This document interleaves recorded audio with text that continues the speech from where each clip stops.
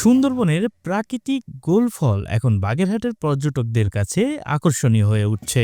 ৬০ গম্বুজ মসজিদ সহ পুরাকৃতির শহর ঘুরতে এসে পর্যটকরা আর গোল ফল না খেয়ে ফিরছেন না। স্বাদে ভিন্ন হওয়ায় পরিবার পরিজনের জন্যও কিনে নিচ্ছেন অনেকে। এতে নতুন করে আয়ের সুযোগ তৈরি হয়েছে স্থানীয় দরিদ্র মানুষদের। আমি বাগেরহাটে ঘুরতে এসেছি, তখন দেখলাম যে এটা একটা গোল ফল। এটা আমার খেতে ইচ্ছা করলো, তো এটা আমি খেলাম। এটা খেতে অনেকটাই সুস্বাদু, একটু লবণাক্ত, তাও এটা অনেক খেতে সুস্বাদু। গোলপাতার ফল ৬০ গম্বুজের এখানে পাওয়া যায়, তাই এটা খুব সুস্বাদ। যে আমরা নতুন আসছি, নতুন ভাবে আমরা কিনে খাচ্ছি, ভালোই লাগতেছে আমার কাছে। হ্যাঁ, আমতলী বরগুনা থেকে আসছি এই ৭ গম্বুজ মসজিদ আইসা গোল ফল দেখলাম, গোল ফল দেখে খাইলাম। তারপর বাড়ির লোকে কিছু নিছি, খাইতে সুস্বাদু। তবে এই ফল আর কখনো খাসি নেই, প্রথম খাইছি, তা ভালোই লাগছে। তারপর বাড়ির লোকে আমি জন্য রয়েছি, তারপর চলে যাবো।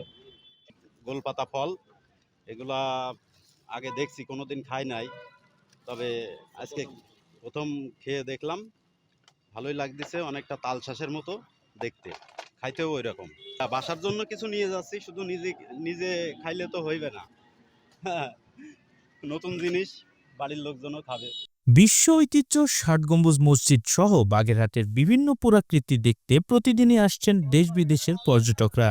আর এখানকার ঘোরাঘুরি যেন অসম্পূর্ণ থেকে যাচ্ছে সুন্দরবনের গোল ফল না খেলে। লবণাক্ত পানিতে বেড়ে ওঠা এই ফলের স্বাদে আলাদা এক টান রয়েছে।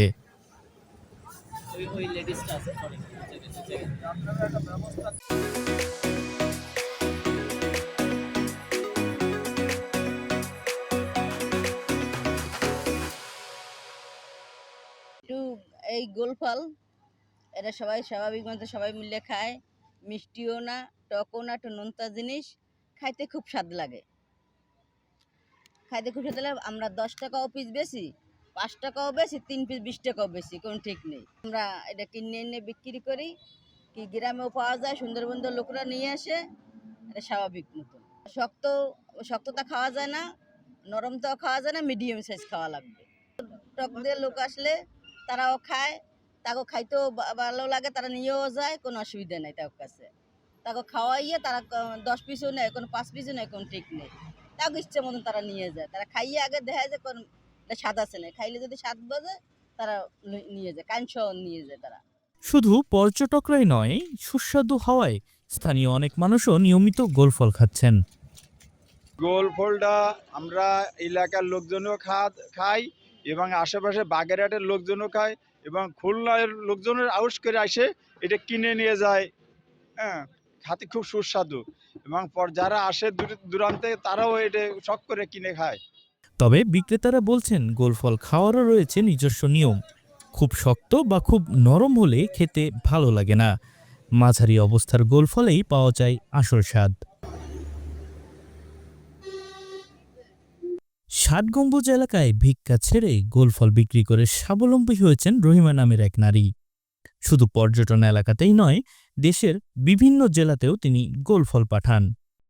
আমি আগে ৬০ গম্বুজ মসজিদে ভিক্ষা করতাম, এখন আমি খুব ভালো আছি, আল্লাহর কাছে খুব ভালো আছি, এবং আমার কোনো কষ্ট নাই। আমি এখান থেকে বিক্রি করি এবং খুলনায় যাই, আমার ফল বিভিন্ন জায়গায় যাই, ঢাকা, চিটাগাং, রাজশাহী, ফরিদপুর, দৌলতপুর, বহুত দেশ যায়। মা বেচার পরে 17-18 জন বিক্রি করে তাদেরও সংসার চলে এবং আমারও সংসার চলে। বিক্রেতারা আরও জানান, এখন আর সুন্দরবন থেকে গোল ফল সংগ্রহ করা হয় না। ৬০ গম্বুজ এলাকার আশপাশেই এই ফল প্রচুর উৎপন্ন হচ্ছে। এতে যেমন পর্যটকরা আনন্দ পাচ্ছেন, তেমনি স্থানীয়দের জীবনেও ফিরছে সচ্ছলতা। গোল ফল বিক্রি এখন খুব লাভজনক হয়ে উঠেছে। এই জন্য আমরা প্রত্যেকে সবাই এখন ডাবের পাশাপাশি এই ফলটা বিক্রি করতেছি। ফলটা দীর্ঘ কয়েক বছর খাইছিল না কেউ। এইটা ওই একটা পঙ্গু লোক ছিল, উনি এই বসে থাকে, তো আস্তে আস্তে ওনার ওই ছেলেপেলেরাই আমাদের আশেপাশে ৬০ গম্বুজের আশেপাশে অনেক গোলবাগান আছে, ওই গোলবাগান থেকে ওরা সংগ্রহ করে এনে সীমিত 2-1 কান নিয়ে এসে বসে খাওয়ানো শুরু করলো। খাওয়ানোর পরের থেকে আপনার এই দীর্ঘ 3 বছর এটা খুব সুন্দরভাবে চলতেছে। এটা প্রচুর যে আসে এখানে দর্শনার্থী বিভিন্ন দেশ থেকে আসে, এসে এরা প্রত্যেকে খুব সুন্দর মতন দেখেই যে চেনে না অনেকে যে এটা কী ফল, এসে দেখে এটা প্রচলিত এখন খুব সুন্দর মতন চলা শুরু হয়েছে। এটা লাভজনক ফল, এটা দেশের বিভিন্ন দেশের মানুষ আসে সবাই এটা খায়, খুব ভালো ফল।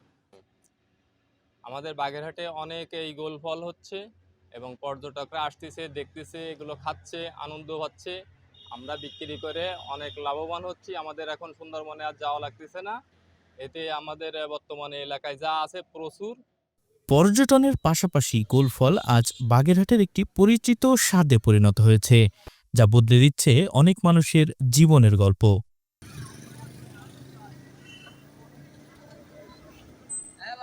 Desk report, channel 24।